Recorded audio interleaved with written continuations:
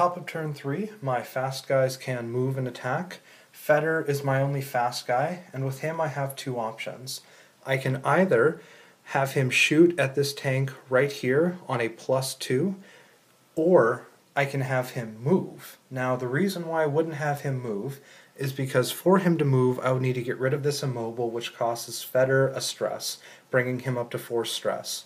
Because machine gun team are in infantry, if they move and attack both in the same turn, it costs the commander 3 stress, bringing him up to 7 stress, meaning he's shaken.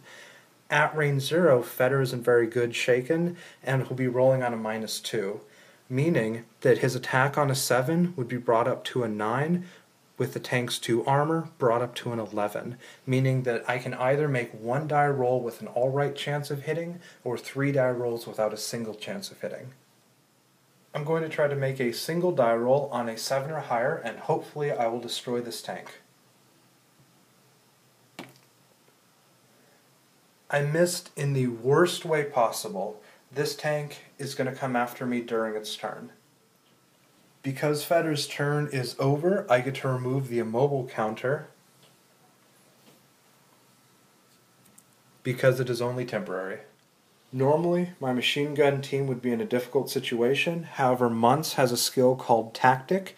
It's an expended skill, and it allows him to move in both the fast and slow phase. This is the only time he gets to use this during the battle, so hopefully it counts.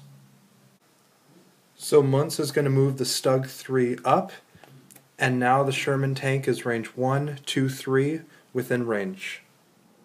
The Stug 3 is going to attempt to shoot at the Sherman tank. He gets to roll on a 7, down to a 6 because he's +1 versus vehicles, down to a 5 because of Muntz's commander ability at range 1 or more.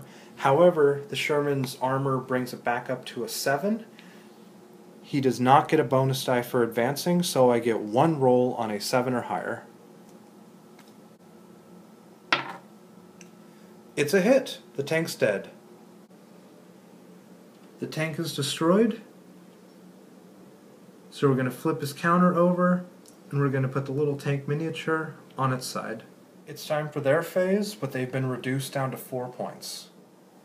At 5, 4, or 3 points, they are reduced to half strength. They're at a -3 because they're at half strength, but they're at +1, which overall nets them a -2 on their move roll. They rolled a 3. They rolled a 3, but -2 brings them down to a 1. The tank is going to move to the adjacent heaviest cover. This happens to be the only cover in range, so he moves here.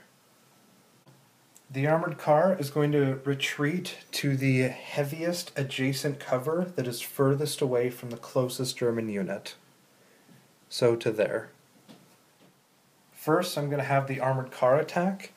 His 2 choices being at range 1, he can either shoot at my machine gun team or at my 474 Panzer IV. My machine gun team has a defense of 1. Him shooting into this heavy cover automatically grants a defense of +2, plus my Panzer IV's +2 extra defense, meaning shooting him on a 7 or shooting him on a 10.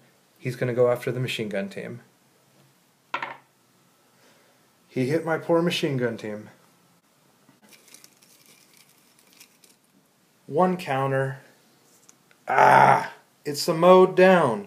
Mowed down, unfortunately, kills both the unit as well as the commander, meaning both are gone. This casualty doesn't really matter anymore. The 3 stress, as well as the fact that he's wounded, he doesn't care much about either. And they're no longer a part of the battle. His last unit, this T-34 Russian tank, the only unit of mine that's in range is my Panzer IV. He gets to roll a 2, but because again he's in heavy cover, that brings it up to a 4, plus my Panzer IV's inherent defense, bringing it up to a 6. He hit. He got me in the tracks, a suspension. The suspension means that he cannot move, and he can't enter next week's battle unless if he gets it removed. If he gets 2 of these though, the whole unit's killed. slow phase, I'm going to have my Panzer IV counterfire back at that enemy tank and hopefully destroy him. I need to roll a 5, and unfortunately Hans doesn't give me any bonuses. The tank's inherent defense of 2 brings it up to a 7, plus he's in cover, bringing it up to an 8. I get 1 die roll on an 8 or higher. This battle's over. He hit! It got him. This tank's destroyed. That leaves them with only 1 point worth of forces.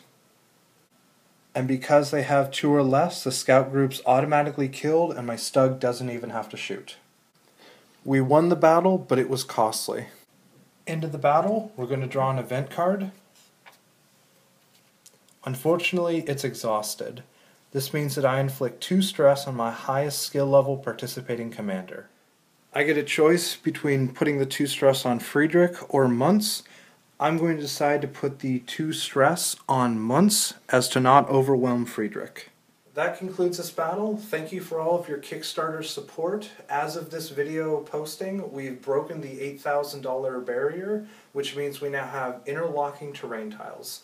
Thank you again, and we look forward to seeing your support.